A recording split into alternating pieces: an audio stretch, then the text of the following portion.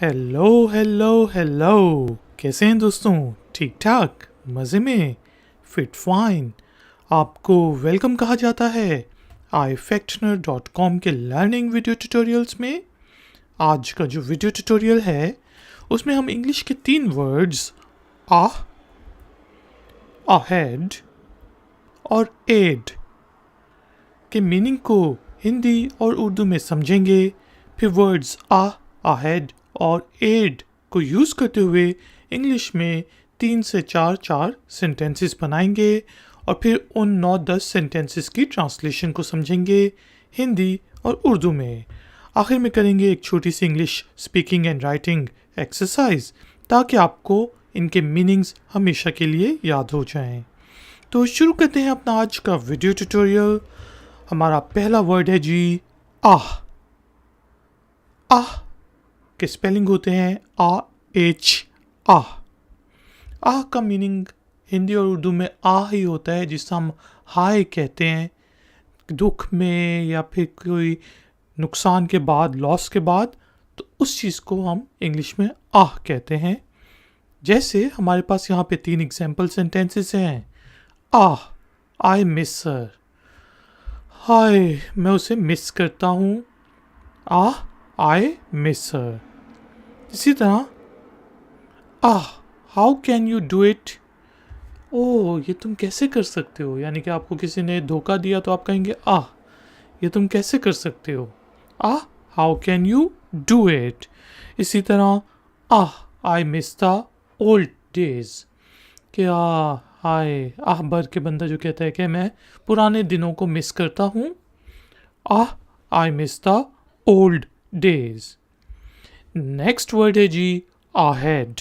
Spelling है आ और head, HEAD, head, ahead. तो कोई भी मुश्किल वर्ड हो तो उसको आप 2 या 2 से ज़्यादा हिस्सों में डिवाइड करके उसके स्पेलिंग को याद कर सकते हैं। अहेड। अहेड का मीनिंग होता है जी आगे। अब यहाँ पे हमारे पास अहेड को हम डिफरेंट मीनिंग्स में यूज़ कर सकते हैं। हमारे पास पहला सेंटेंस है ही was ahead of his times, कि वो अपने टाइम्स से, अपने वक्तों से, अपने ज़माने से आगे था। कोई जिस तरह बहुत अच्छी फिल्म बना दे जो लोगों को 10 साल बाद, 15 साल बाद, 20 साल बाद समझ आए, या कोई कुछ ऐसी चीज़ लिख दे जो लोगों को 20 साल बाद समझ आए, तो हम कहते हैं कि वो बंदा अपने वक्तों से, अपने ज़माने से आगे था। ही was ahead of his times. इसी तरह हम कह सकते हैं लेट्स प्रोसीड अहेड, चलो आगे बढ़ते हैं, चलो आगे जाते हैं। Let's proceed ahead. और तीसरी एग्जाम्पल सेंटेंस है रीड अहेड, के आगे पढ़ो। आप कुछ पढ़ रहे हैं बुक में से, तो मैं आपको कहता हूँ रीड अहेड, हाँ आगे पढ़ो।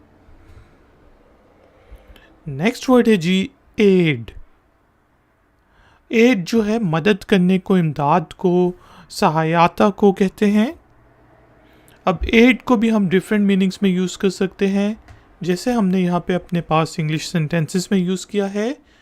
That country depends heavily on foreign aid, कि वो जो देश है वो फॉरेन एड पे, बैरूनी मदद पे, बाहर की सहायता पर मुनहसिर है, इन्हसार करता है, डिपेंड करता है। That country depends heavily on foreign aid। इसी तरह हम कह सकते हैं There is a difference between development aid and humanitarian aid.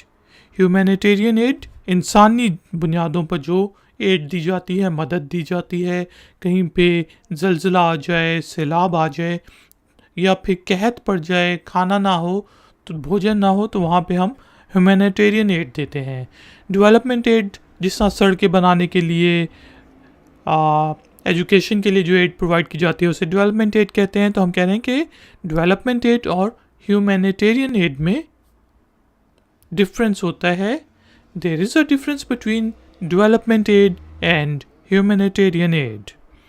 इसी तरह हमारे पास तीसरा सेंटेंस है do you know the difference between the foreign aid and the international loan, क्या आपको फॉरेन एड और इंटरनेशनल लोन के बारे में डिफरेंस पता है?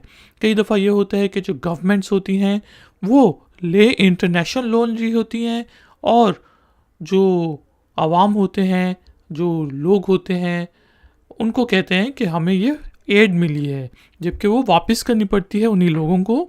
तो हम यहाँ पे पूछ रहे हैं कि आपको फॉरेन एड, जो बाहर की मदद होती है, और जो आपको कर्जा दिया जाता है, उसके डिफरेंस के बारे में पता है कि नहीं?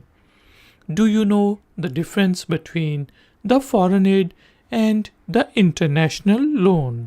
दोस्तों, जल्दी से लेसन को रिपीट करते हैं। आह का मीनिंग है आ।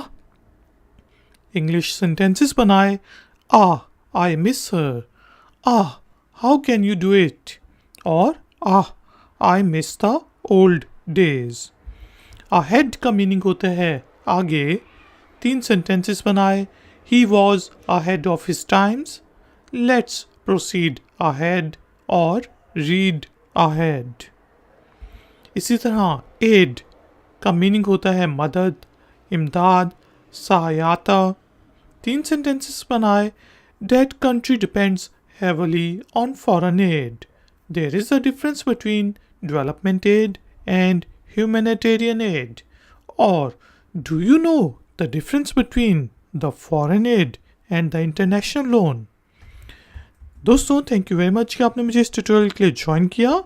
English speaking and writing exercise के तौर पे आपने इन तीनों वर्ड्स यानी कि आ, अहेड और एड को यूज़ करते हुए इंग्लिश में एक छोटे छोटे सेंटेंसेस बनाने हैं, यानी कि 3 सेंटेंसेस बनाने हैं, और उन्हें नीचे दिए गए कमेंट्स बॉक्स में पोस्ट कर देना है। मैं आपको चेक करके बताऊंगा कि उनमें कोई गलती तो नहीं। प्लीज़ वीडियो को लाइक ज़रूर करें और इसके लिंक को शेयर ज़रूर करें सोशल मीडिया वेबसाइट्स के ऊपर, ऐप्स के ऊपर। और अगर आप नए हैं तो मेरे चैनल को सब्सक्राइब करके बेल आइकॉन को प्रेस करते हैं। मिलेंगे एक और नए ट्यूटोरियल में। Until then, take care, keep learning, keep enjoying. Good day.